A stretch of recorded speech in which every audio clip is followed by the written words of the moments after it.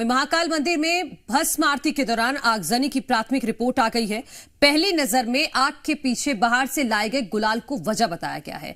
Collector Neeraj Kumar Singh ने बताया है कि गर्भगृह में 4 से 5 किलो हर्बल गुलाल ले जाना ही तय किया गया था, पर नियमों को ताक पर रखकर मंदिर में कई क्विंटल बाहरी गुलाल ले जाया गया। हालांकि अभी इसकी जांच चल रही है कि गुलाल में केमिकल था या नहीं। कलेक्टर ने बताया कि प्राथमिक रिपोर्ट में मंदिर में सुरक्षा इंतजामों और चूक को लेकर भी कई सुझाव दिए गए हैं। कलेक्टर ने कहा है कि लापरवाही पर कलेक्टर स्तर से लेकर शासन स्तर तक कार्रवाई की जाएगी।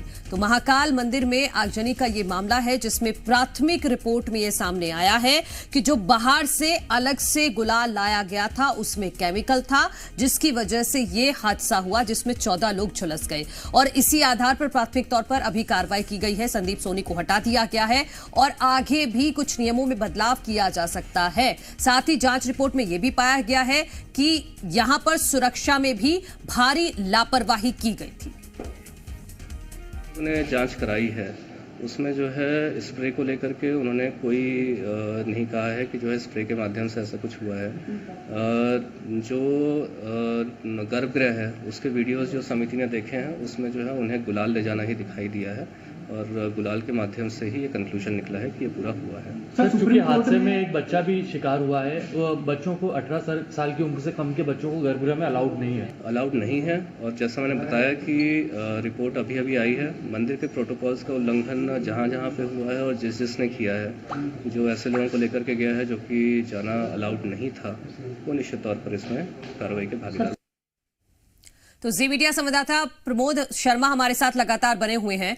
प्रमोद, ये तो प्राथमिक तौर पर साफ हो गया है कि जो बाहर से गुलाल लाया गया था उसमें केमिकल था, जिसकी वजह से आगजनी हुई, और अब एक्शन भी हो गया है, संदीप सोनी को हटा दिया गया है। क्या इस मामले में और भी किसी पर गाज गिर सकती है? देखिए, जरूर गिरेगी, क्योंकि जो महाकाल मंदिर है उसके अंदर बाहर और चप्पे चप्पे पर भारी सुरक्षा बल तैनात रहता है। अलग अलग जो निजी एजेंसियां, सिक्योरिटी एजेंसियां, वो तैनात रहती हैं। और इन सब के बीच में यदि वहां पर जो देखिए प्रतिबंधित है वो गुलाल वहां पर पहुंच गया और इतने बड़े पैमाने पर पहुंच गया कि उससे बवाल कट गया, तो तय है इसका देखिए लापरवाही पर कार्रवाई।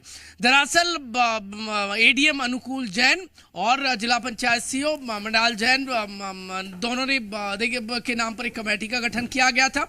महाकाल मंदिर में भस्म आरती के दौरान आगजनी की घटना में जो 14 लोग घायल हुए, उस मामले को लेकर डॉक्टर मोहन यादव ने नाराजगी जाहिर की थी। जांच कमेटी ने जो 3 दिन में जांच की, उस जांच रिपोर्ट में यह खुलासा हुआ है कि बाहर से जो गुलाल ले जाया गया उससे आग भभकी और 14 लोग जो गंभीर रूप से घायल हुए उनका अस्पताल में इलाज चल रहा है। कुछ की हालत अब बेहतर है, लेकिन 1-2 जो व्यक्ति हैं जो झुलसे हैं उनकी हालत नाजुक बताई जा रही है। दरअसल जो प्रशासक है संदीप सोनी, जिन पर गाज गिरी है, जिनको हटाया गया है, वो लंबे समय से महाकाल मंदिर प्रशासक के पद पर जमे हुए थे। पिछले दिनों जो प्रशासनिक सर्जरी हुई, इस सर्जरी के बाद उनका ट्रांसफर कैंसिल हुआ। कैसे हुआ ये राम जाने, लेकिन वो वापस फिर से महाकाल मंदिर के प्रशासक बन बैठ गए। और फिर जो लापरवाही है, पता नहीं ऐसी लापरवाही कब से चल रही होगी, लेकिन ये लापरवाही के बाद जब आगजनी की घटना हुई और जांच में खुलासा हुआ कि संदीप के सुर देखिए जिम्मेदारी वाले कतई नहीं थे, और अब संदीप सोनी जो महाकाल मंदिर के प्रशासक हैं, और ये लापरवाही जो लोग वहां पर दूर दूर से महाकाल के दर्शन के लिए पहुंचते हैं उनके साथ भी थी, उनकी जान के साथ सीधा सीधा ये खिलवाड़ था। प्रमोद, बहुत शुक्रिया आपका तमाम जानकारी के लिए।